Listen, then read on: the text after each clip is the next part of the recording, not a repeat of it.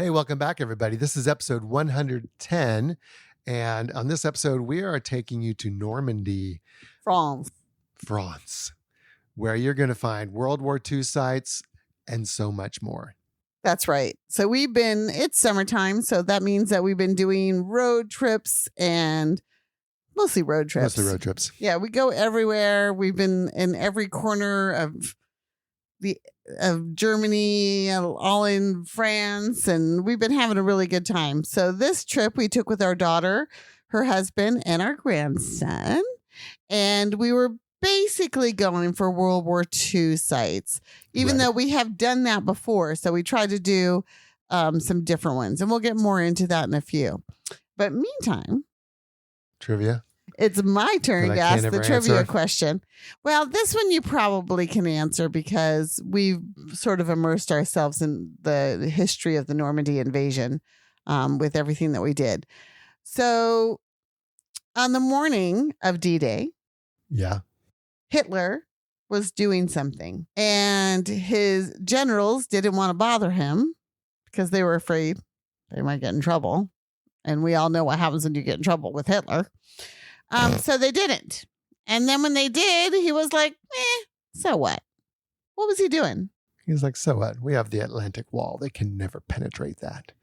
What was he doing when it first happened? He was probably not worried because, we had the Atlantic Wall and no one was going to be able to break through that. Or so he thought. But I would think he was eating breakfast, which would have been some sliced ham, some sliced cheese, maybe a little yogurt with granola. He was not eating breakfast. He was not eating breakfast. No. Sleeping? He was still sleeping. And no one wanted to bother him that there was an invasion in France. I'm not going to be the one who wakes up Hitler. And then when he finally woke up and they told him what was going on, he was like, I don't think it's a big deal. Why did he not it's a good thing they didn't wake him up then. Why do you think that in Omaha and all the way to Sword, Utah Beach, all of those beaches in between, he wasn't too worried about it? There was something that was happening that he was more focused on. Well, like I said before, he had constructed the Atlantic Wall. He's into the Atlantic Wall. Which this was, is not in part his of the mind, answer. Impenetrable. So in that sense, he thought he could stop worrying about the Western Front. This is not part of the answer. Focused on the Eastern Front. So I'm thinking he was not concerned about that because he was focused more on Russia. Wrong. Now, Or not he to was say focused on his breakfast. I don't know. That's not completely wrong. I'm sure he was focused on Russia. But the other side to it is one of the crucial things that they did for D-Day was this complete misinformation, this complete sham of landing down the way a little bit.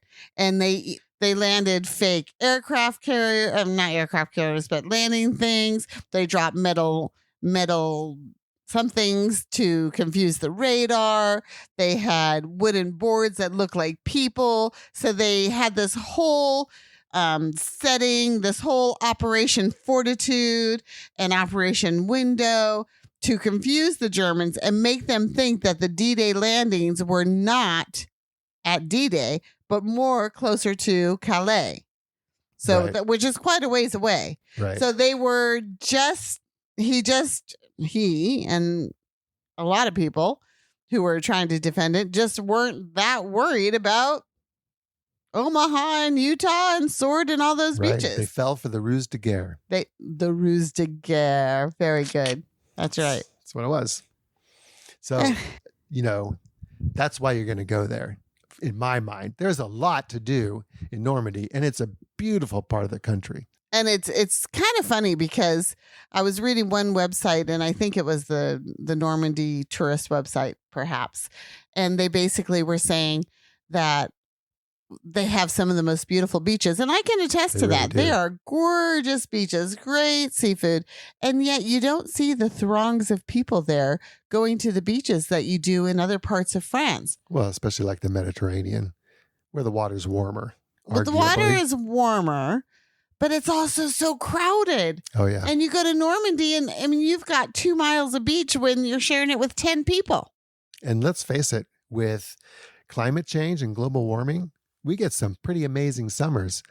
It was warm while we were in there. That part of the world. So yeah, sunbathing on the beach. Yeah, the water might not be as warm in the English Channel, but it's still swimmable for sure. And the beaches are wide, golden sandy, and long.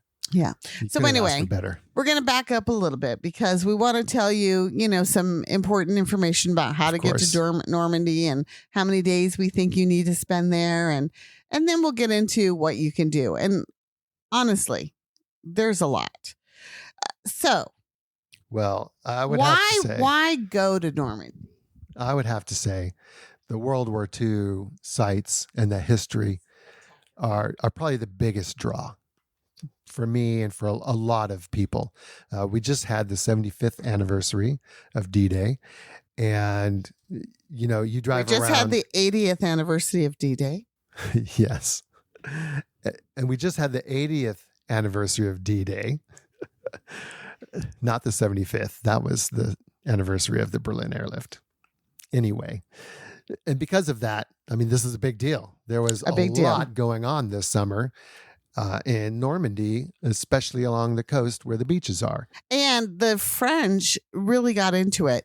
Every town that we went into, bar none, every single one that was either involved in World War II, which, I mean, almost all of them were, or there's a museum there, or there's a church there, or something. They all had painted windows, and they had caricatures, flags across the street. And they had bunting, and they had memorials, and everything was freshly painted, and they were so welcoming and so thankful and so happy to have tourists there.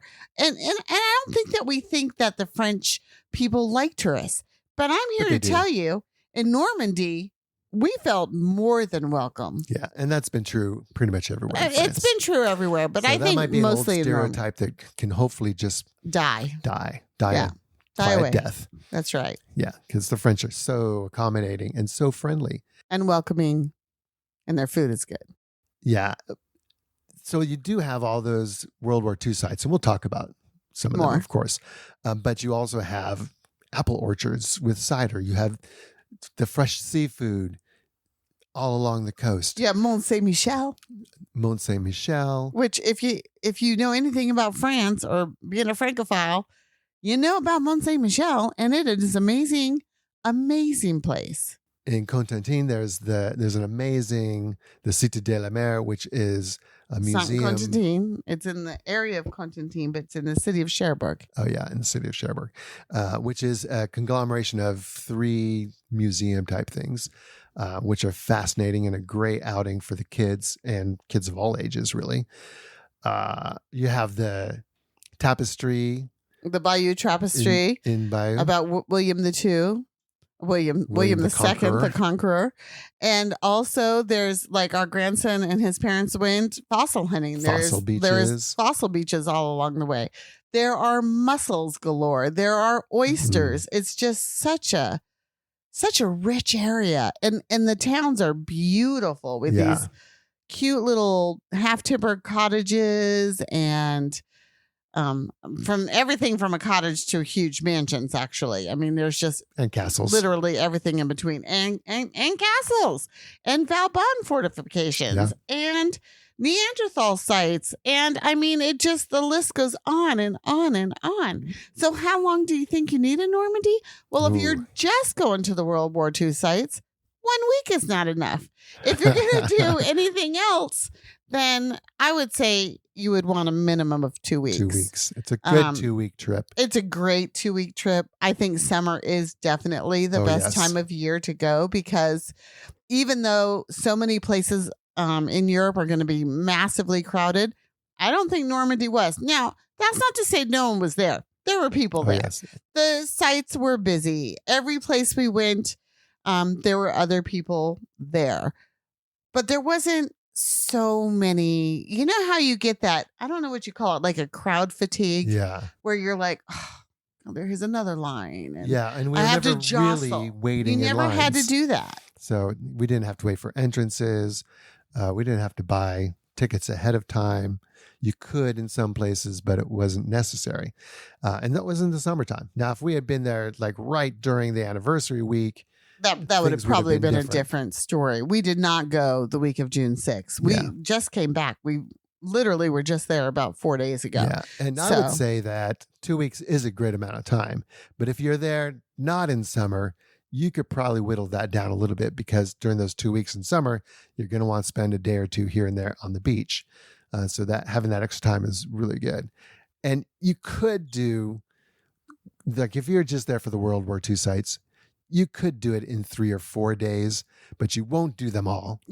I don't even think you would do them all in a week or even 2 weeks, unless you're hardcore. Yeah, well, we are not that hardcore. We do love military history, and we do love learning about World War II and about that part of our history and about European history. So, I mean, I think we're maybe higher on the scale as far as interest than some people, but we're certainly not hardcore. No.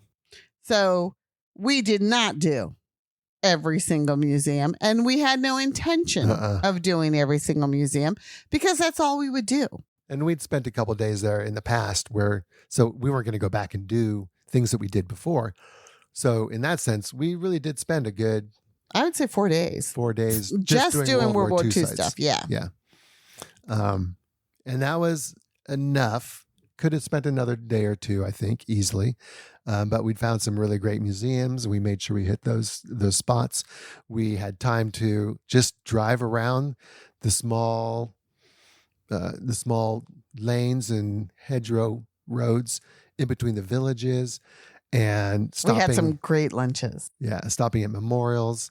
We would have a good hour to 2 hour lunch, like you want to do in France, and really enjoy yourself.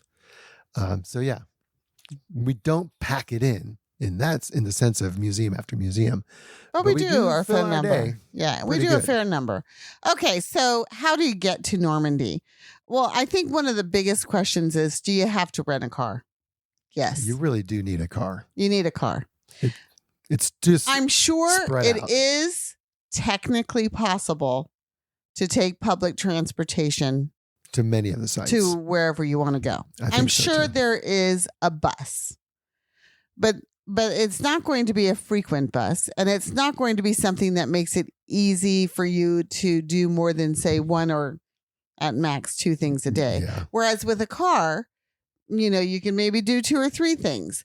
On top of that, Jim mentioned just driving down the road, there'll be a banner with a picture on it and a person's face, was highlighting one of the heroes of World War II. That's right. One time we pulled into this town, and Saint Mare, it's not Saint Mare d'Eglise, but it's Saint Montmere or something like. Anyway, I'll put it in the notes. Whatever it was, we're pulling into this town, and we're looking directly at the church, and the church door is open, and through the church door, the stained glass window was shining through. It was, I mean, there wasn't even a discussion between us. Pull over, we're taking a picture. And so we get out in this town that is not on any of our lists, because yes, World War II was there, but it wasn't something that comes up. It's not a major site. It's not a major site. You get out, there's placards, which are in every town, telling about something that happened in that town. And in this one, they talked about using the church all night long. And first the Americans had it, and then the Germans had it, and then the Americans had it, and then the Germans had it, and they were fighting on the roof. And then there was an American gunner who was stuck behind the well, took out 10 of the enemy all by himself before he, lost it. And just stories like, we would have never stopped there. We just happened to come in at the right angle that made us want to stop and take a picture to give a good look around. And then there was a 10 to 4 booth little market there. That day. They had the produce, they had fish, and they had 1 or 2 others. It was small. It was small. And we did buy something because that produce was delicious. And our grandson was like, I need an apple. I need an apple. Anyway, so our point is, not only do you want the car because of ease of getting around and not having to worry about timetables, but there really is a lot more to see than kind of you even read about. That's right. Because there are memorials and statues and milestones and, like I said, information placards and just stories everywhere that are fascinating. Yeah. And like going to lunch, it opens up a lot of options if you have your own car, because there are nice little restaurants out on the coast, in a village here, in a village there, out at a farm. And you're not going to get to those with public transportation. You're not going to like take an Uber to these places because they're spread out. Right. And it's going to take some time to get around. And you can't do that with the public transportation. And let's be honest. You're in France. France, the majority of France, I'm not talking Paris, folks, but the majority of France, real France, closes down between 12 and 2. Oh, yeah. Because lunch is that important. And you better have lunch plans that are in that window, or you may not get lunch that day. Well, let's put it this way. One time we rocked up to a restaurant at 5 minutes to 2. It said that it was open from, I think, 11 to 6 or something. Yeah. So on Google, it looked like it was one of those restaurants that you could get a meal at any time. Yeah. So we rock up at 5 to 2, and the lady hands me a drink menu, and I'm like, wait a minute. I said, I started walking out with it, not thinking much of it at first, and then it sort of dawned on me, and I turned around and I said, can we eat? She looks at me, ooh, let me ask, she says. Well, she went back in the kitchen, and the cooks, chefs were like, yes, of course. How many people? 2 people. Yeah, we got it. No problem. We can handle that. And then we didn't even know this, but if you wanted to eat, you were seated in a completely different place. And she's like, oh, no. Don't forget what I said before. Follow me. So we went out to the back of the restaurant where we were able to have our lunch. And it was a fantastic lunch. It was really good. But we almost missed it. And Jim was going to go move the car because he was worried about the parking, and for good reason. And so he's like, I'm going to go with, I'm like, not now. We're pushing it as it is. And she turned around. I didn't know how much English she spoke because I had been speaking French to her. She turned around. She goes, yes, you had 5 minutes. You are pushing it. You are pushing it. So we sat down. We ordered. He went and moved the car. We had a fantastic lunch. And they didn't try to kick us out or anything. They weren't worried about the fact that we were there after 2:00. It was just a matter of cooking. The kitchen's going to close at 2:00 and you have to be there. Yeah. And so that's one thing where Google kind of let us down because, like you said, it looked like it was open all afternoon. And it is if you just want drinks. But in that, you're going to find a lot of places that seem like they're going to be open will stop serving lunch at 2:00. And so anyway, what I started to say before I got sort of a little off track, as I tend to do, is that the French love their lunch. And I'm here to tell you, I like a French lunch too. A French lunch, because you sit down, it's meant to be 3 courses. You're going to have an appetizer, you're going to have a main, and you're going to have a dessert. Mm-hmm. And we did not see, I'm here to tell you, we did not see one person not have dessert in any of the restaurants that we went to. From that. Nobody. Not one. And I mean, they were all worthwhile. So, and you're meant to go there and you're meant to take, it's like a siesta or some downtime away from your job, away from your, whatever you're doing. You're stressed, you're touring.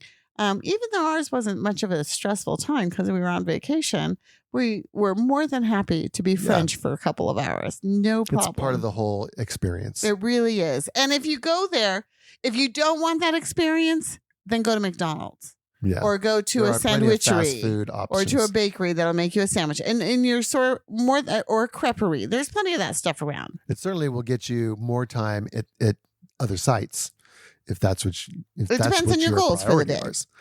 And we've had days where we absolutely did not sit down for a 2-hour lunch. Not on this past trip, but in other trips. Usually those are the days where we're trying to get from point A to point B. Exactly. And it's a long drive and we're not going to spend 2 hours just away eating. From the drive, just eating. Yeah. Okay, so that's how you're going to get around in Normandy. Getting to Normandy with a car means you're going to get a rental car, and you have a few options on how you're coming in and where you're coming from. If you're coming from the States, for instance, or further afield, like further away in Europe, you're probably going to fly into Orly or Charles de Gaulle in Paris. And then it's only like a 3-hour drive from Paris to Normandy. So that's not too bad. One popular way to come, though, is if you're coming from the UK or Ireland, you can take a ferry straight into Cherbourg. Or you can go into Calais too, but then you're still driving a couple of hours. You can go into Cherbourg and you're pretty much right in Normandy, and you can do whatever. And there's also St. Malo. You can go into St. Malo. So one of the things on a longer trip, you could take the ferry from England to the Jersey Islands. Yeah, that's what I was going to say. Spend a little time there, and then go to St. Malo. Then go on to St. Malo, which is right. It was only an hour from our Airbnb. Yeah. So you can ferry, you can fly. But I think no matter what you do, a car is pretty much the way you want to go. Unless you're a good bike rider, I suppose, and you wanted to take your bike and you could train. A lot biking, and if you did that, I would recommend that you don't base yourself any one place, but bike from point to point, because especially the Normandy coast, if you're interested in the World War II sites, they're very spread out, and it would be a pretty long. You wouldn't want to do this number. You would want to do this number. Yeah. So you just have to think about night to night in a different place. Yeah. For sure. And there are excellent biking opportunities, bike lanes, bike trails that are specifically set up for visiting those sites. But word of warning, don't take your bike into Pointe du Hoc. There are numerous signs, and the police will chase you down. How do we know this? Because we watched them chase down a Dutch family who said they didn't notice see the signs, that they weren't supposed to have it. How that is possible, I'm not quite sure, but I'm not going to argue. And I wasn't part of the conversation, but he was like, he didn't believe it either. He was like, leave now. Turn around and go back. Yeah, that did happen. It did happen.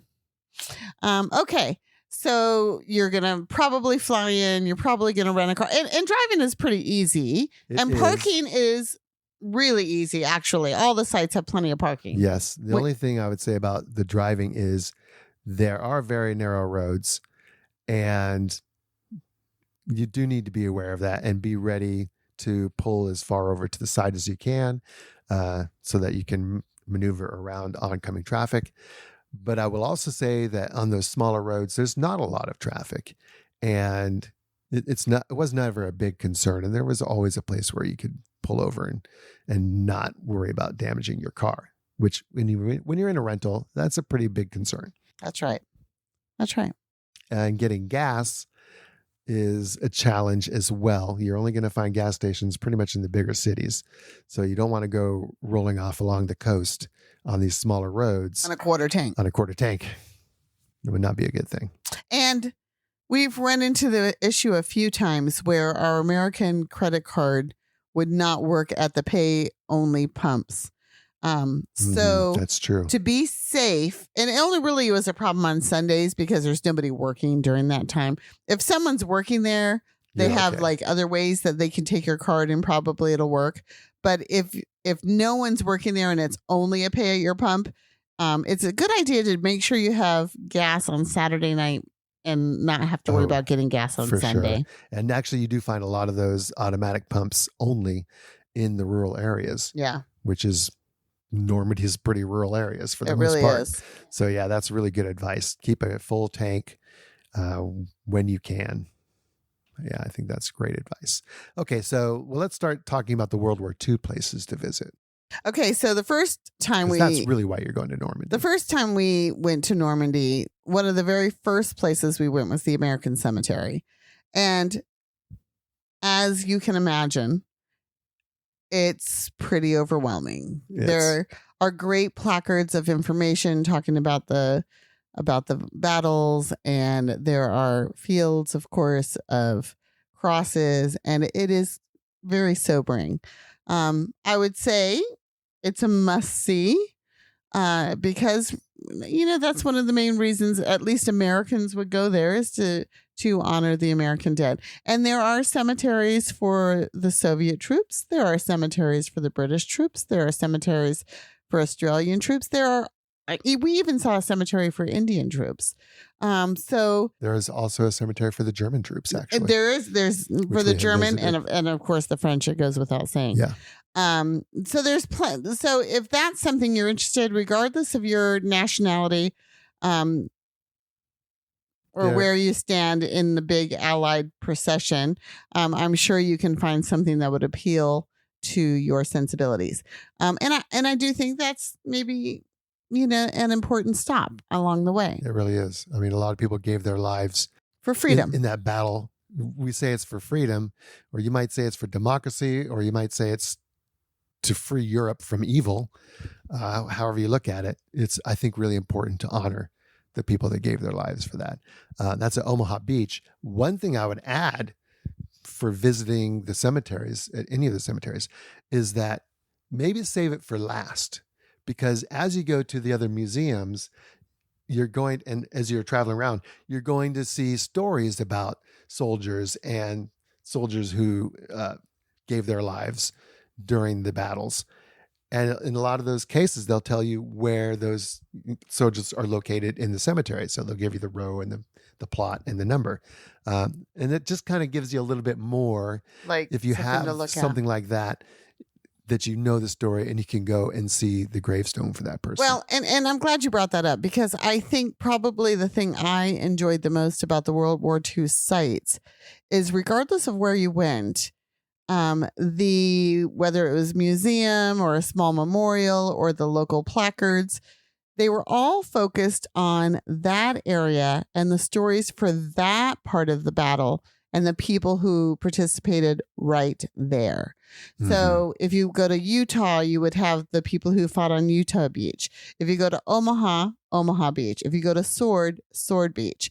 And all of these different, like, again, we saw a Danish memorial. I mean, there's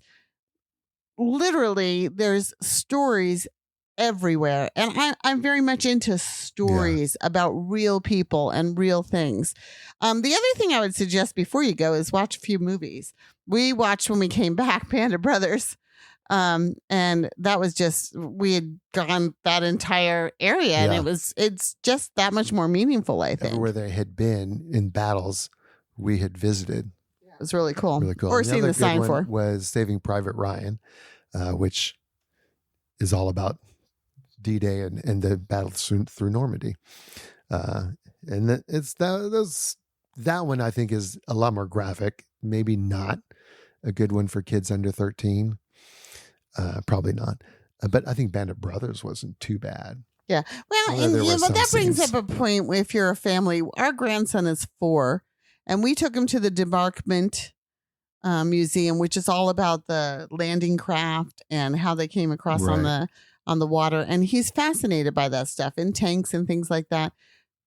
We did not concentrate on the whole death part, because that I don't know how appropriate it is. I mean, of course, war brings death. That's 4-year-olds. It may not be appropriate. Yes, but he definitely enjoyed those parts of it, and he was really into the craft, and I thought that was really interesting.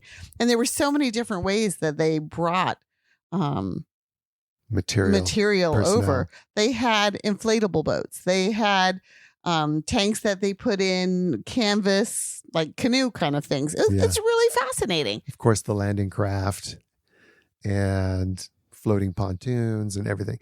That was a really good museum. That was one of my favorite museums. It was not huge and overwhelming, but it was packed full of stories and information and artifacts that were just stupendous. Speaking of huge and overwhelming, I think one of the best museums I've been to in a very long time was the Caen Memorial, Caen, the city of Caen. And we spent an hour and a half there, and I was we were kind of in a rush. Yeah, we had to get somewhere afterwards. Yeah, well, we were going to spend the night in the castle. That's all. We just wanted to get to our castle.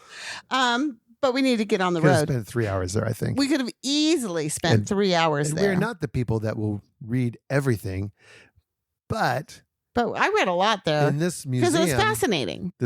And all of the text were excellent stories describing it was well written, what the artifacts were about, and you wanted to read everything. So, yes, plan on some extra time at the Caen Memorial and World War II Museum. It's not just D-Day; it's all of World War II.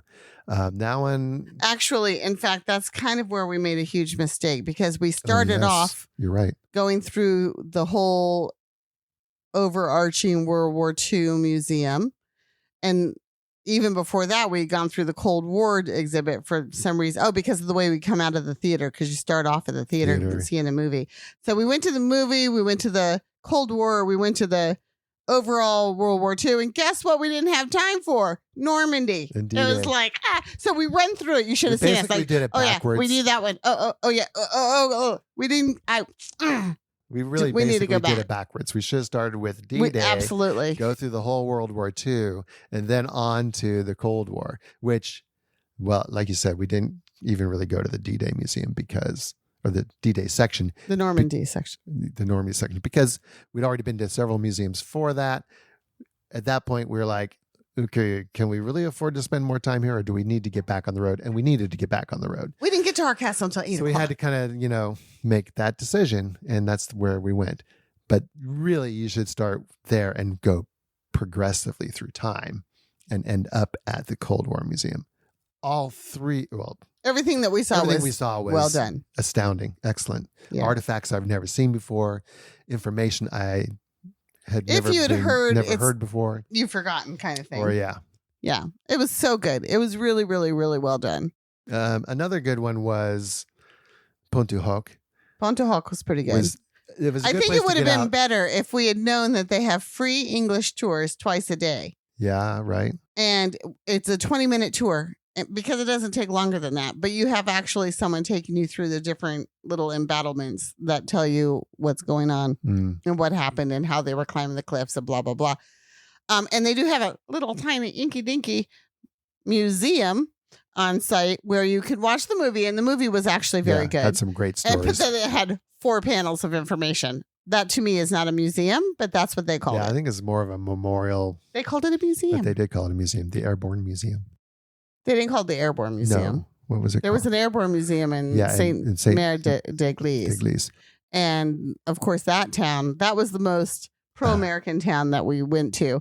It was just a funny little town, and it was so pro-tourist, pro-American, because the American Airborne had dropped there. And it was a really interesting place. Yes. Which it wasn't really, it was on our list, but it wasn't really on our list. It was kind of like, if you have time. Luckily, we took time to go there because I really enjoyed that. Yeah, Pont-du-Hoc, I think, was the Ranger Museum. Yeah, Ranger. Yeah. But it was just a beautiful place to get around. The old German gun emplacements are still there. They're not intact, of course, because they were totally destroyed during the war. But so the shells of them are there. And so you can go around and see and really get a good idea of how massive these guns were and how important it was that they took out the site. Pretty good. Yeah. I enjoyed it. So we did Pont-du-Hoc. We did Omaha Beach. We didn't hit it at a great time tide-wise. And that's another thing you might want to check while you're there. When the kids were down doing the fossils, the tides were in. So it's a little harder to find fossils when the tides are in. You really got to get out far. And some of the landing craft, like at Arromanches and in Omaha Beach, all these places that might have a few of them, they're more exposed, of course, during low tide. Mm-hmm. So sometimes the first time we went, we were able to walk in Arromanches. We used to actually walk right up to them. And that was pretty interesting. But this time they were completely... it was water all the way. They're not inundated. You can still see them, but you're not going to walk around them. So the tide is an important thing.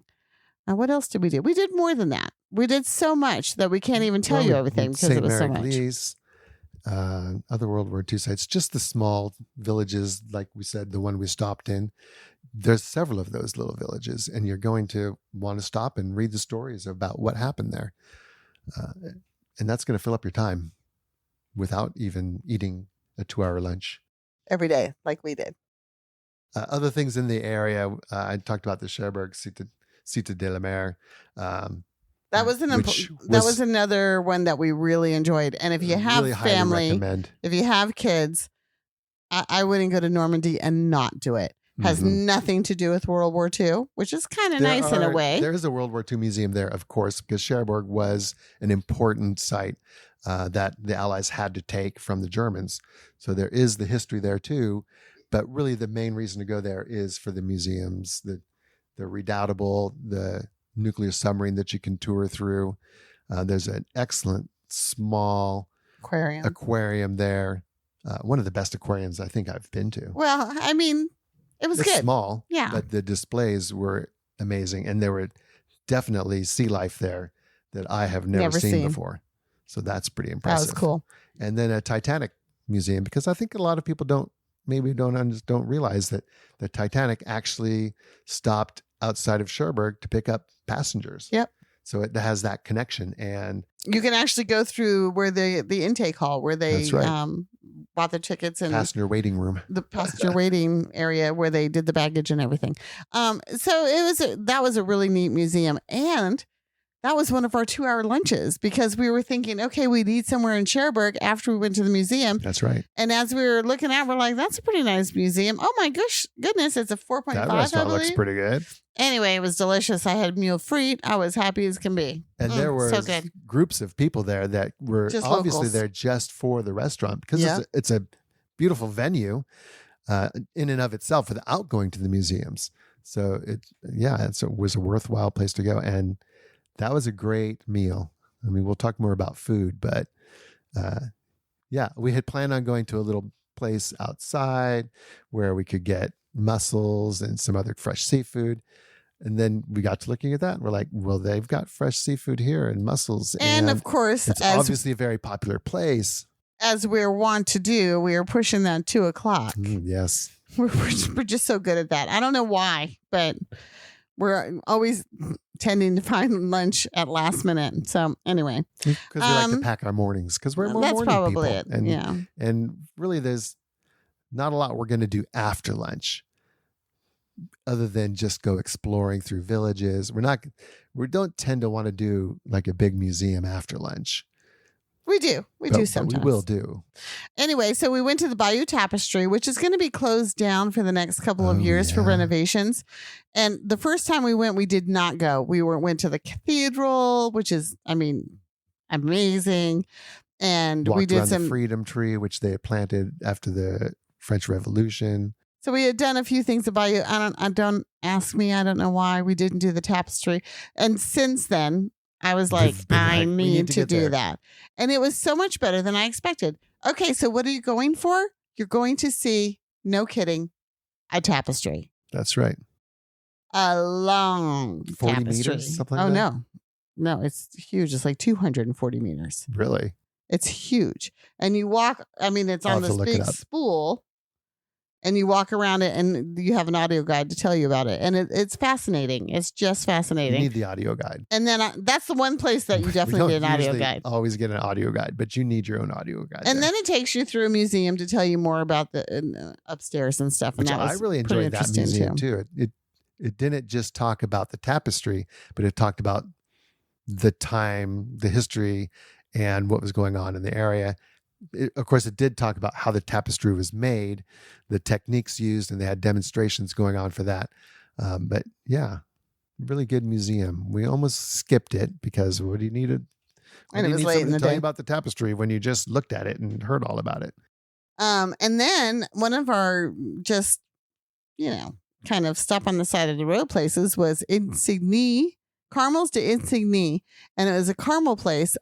Normandy is famous for their caramels, and there are a few places that you can go see how caramels are made and things like that.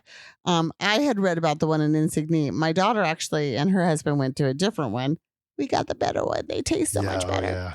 Yeah. And so you can pay €4 and go through this little, I guess exhibit's the right word. It's a kind of museum. It tells how they, gather and produce the caramel. And it's very, very interesting. However, it's all in French. They do have an English guide that you can read through. I don't know that you need it. That you would need to do that, especially if you have kids. Did I find it interesting? Yes. Was I upset I spent €4 there? No. You do also get a good view into the factory where do. They're making the caramels. Which is but I don't know, is that really worth €4 just to watch someone cutting? And for me, I almost wish that they didn't charge for that. Yeah, because you get to spend lots of money anyway. It's a beautiful store, and they have cheese, and they have caramels, and they have souvenirs. And the caramels are so good. Okay, so they had popcorn. Caramel popcorn. Well, I mean, we've had lots of caramel popcorn in our life. I love we it. love caramel popcorn, but we're going to buy one bag. One little French bag. That's a good size. Of caramel popcorn. You should have seen us. We ate it in one sitting. We ate it in one sitting, and we could not It was so stop. Addictive. It was the best I've had since I was maybe 10 years old when caramel popcorn was delicious. And the caramels are really, truly amazing. They're delicious. There's several different flavors, of course. I found just the basic salted butter and cream caramel is by far the best. It's like the classic. Absolutely. So good. But yeah, lots of other local products that you could buy there. So it's a great little store. And I think really worth a stop. You should definitely go there. Now, our daughter, Erica, and her husband, on that same day that, no, maybe it was the day before. The day before, they went to Mont Saint Michel, which we've been to before. So we opted not to go that way. We wanted to spend more of our time focused on the World War II sites and that part of the coast. And where we were staying, it was Normandy, D-Day beaches to the north, Mont Saint Michel, Saint Malo to the south. So you had to choose one or the other. And well, you didn't have to, but we did. Yeah. Or you could spend more time there and do both for sure. But we had done it before, so we didn't need to. That's right. We didn't need to. They had gone to Mont Saint Michel and had a great time, of course. And yeah, found those other caramels. The other thing that you could do in the area that I really think you should do is Saint Malo. Oh, absolutely. Which is just a beautiful medieval. Well, it's a coastal town, coastal city. With fortifications out in the water, and again the tides play a role and the water comes in and it changes all the sand around the city into different whorl patterns and little lagoons here and there as it comes and goes, and just the coast itself from the city walls is amazing, but the city itself is beautiful too, with stone architecture, Gothic churches, all that cool stuff. Yeah, there's so much to do in the area that you're not going to run out of things to do. So then, of course, I don't know if you've got it yet, but we really like the food. Yeah. And Normandy food is amazing. Well, it's streets and eats, and we talked about the streets, so let's talk about the eats. So we talked about caramels, and we talked about the 2-hour lunches. Some of our best restaurants we went to this one called Chez Roger. Roger. Oh, yeah. Roger. And Jim found this, and we're driving to it, and I'm looking around going, there's nothing here. It's in a little national park, coastal area. Right on the edge of a marsh. On a marsh, that's right. But there's not really much even of a town there. It's like he said, you could not get to it on public transportation. So we come up to it. We don't have a reservation. If you know there's places you want to go, you should definitely try and reserve. Because 2 people came and got tables that didn't have reservations, and that was it. The rest he turned away. He was like, nope. But you walk up, and for 39 euros, you had a blind tasting menu. That's right. And it wasn't tasting menu like a Michelin star tasting menu where you have X amount of courses. This is no. You get your appetizer, you get your main, and you get your dessert, but you don't know what you're getting.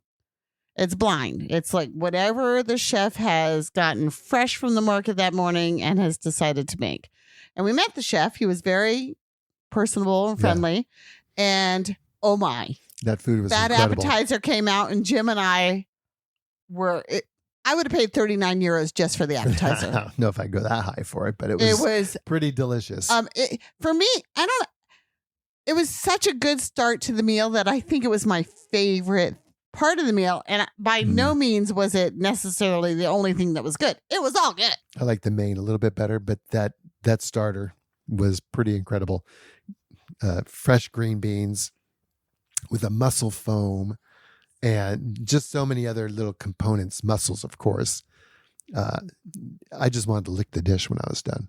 Like I had a bowl of that foam by itself. I'm telling you. And then for a main, we had pork belly and lebne and some little red pepper stuff on the lebne and some white bean puree. And it was just melting in your mouth. The pork was cooked perfectly. Yeah. And you'd get everything composed into one bite, and it was like a party in your mouth. And then the dessert was, as most desserts are, very creamy and franche. Yeah. And it had, it was a little scoop of rose panna cotta. And then it had a berry compote, which was like blueberry, a wild berry, raspberry, wild berries. Forest berries, they call forest them. berries. And then it also had, this was the weirdest part. Yeah, like a little pool on the other side of this bright green, really shimmery, beautiful green oil, which was fig oil, fig leaf oil, and it tasted like fig leaf. It tasted like what a fig tree smells like on a hot day, which to me is like one of the best smells in the world.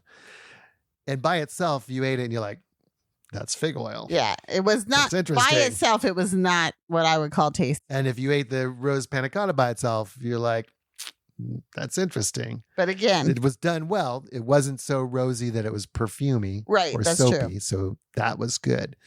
But you got all three components on one bite, and it was perfect. You're like, this all makes perfect sense. So yeah, delicious. It really worked. But yeah, there were only, I don't know how many tables there were, maybe 10 tables, but only 2 of the tables, us, because we arrived there only 5 minutes before anybody else, but we were first. Luckily, because we were one of the 2 extras that got a table. And that was really nice. We got there actually after 12, like 5 minutes after 12. They had opened. Yeah, it was pretty early. Nobody was there yet. And so we were lucky that day. We were very lucky. Then the next day, I don't even look for restaurants anymore. Jim is much better at it than I am. You do a much better job than you do. We've ended up at some places. I'm like, really? This is what you picked? Okay. Anyway, tell them about the next one. Oh, okay. So the next day, this is where the timing was going to be problematic. We really wanted, you really wanted mussels, move free. We don't really care about the frites so much, the French fries. I mean, the frites are good. Don't get me wrong. But really, it's about the mussels. It's all about the mussels. So we had done a Google search for moule free, because that's what you're going to find on the menu. And that is often a good way to find a restaurant that has what you're looking for. But I mean, it was coming up with McDonald's, and it did have a lot of seafood restaurants. It wasn't doing a good job. But it was, it really wasn't working. And in that area, we were kind of in between Utah and Omaha Beach. And that stretch is pretty rural. There's not a lot in between. You do get a couple of seaside towns and fishing villages, which are really cool. But it's where you need to make a decision, and that decision needs to work, or you're going to miss the 2:00 window. Yeah. Like, we got in there and they didn't have mule on the menu, and I was kind of glaring at Jim, and he's like, well, let's just leave. And I'm like, we don't have time to leave. We don't have that luxury.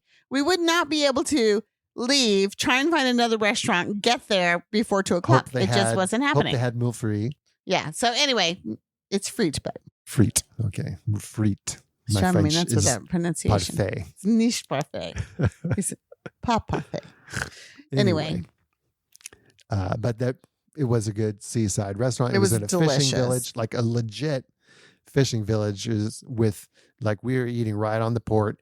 The fishing boats were all in. As we were pulling up, they were just finishing cleaning up the fish market. So that was really cool. And it was a delicious meal. So it was okay. And mine was bar supple, whatever that means, some kind of fish. But the best part, and I just love this anyway, I love squid ink. I love anything to do with it. And so I had a squid ink risotto underneath my piece of perfectly cooked fish. And I was in seventh heaven. It was amazing. Yeah. It was absolutely amazing. Well, one of the things I really like about the 2-hour lunch is, as the driver, I can have a glass of wine over the course of that first hour. And even by the end of the first hour, with eating and everything else, the wine's pretty much gone. But by the end of the second hour, there's nothing left in my system. So it's not going to affect my driving. So I like that, because then I get a glass. I can't have 2 glasses. That I would not do. That's pushing it. That's pushing it. Some people do, but like, you watch some of these people. So that was called La Mare, and that was really good. And Chez Roger, I would highly recommend, and that was very good. And then we had, like we said, I had my moule frite in the restaurant at inside the museum of La Cité de la Mer in Cherbourg. Mm-hmm. And those were our three main. No, we had another one in Verdun on the way up there, and then, I mean, we ate a lot. As we do. And we were staying in an Airbnb, so we were able to cook meals if we wanted to breakfast in the house. We did breakfast that way pretty much every day.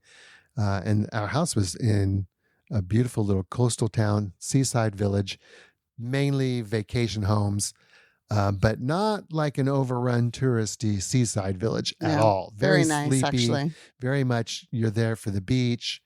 And then a beautiful little, very small little village up above the beach.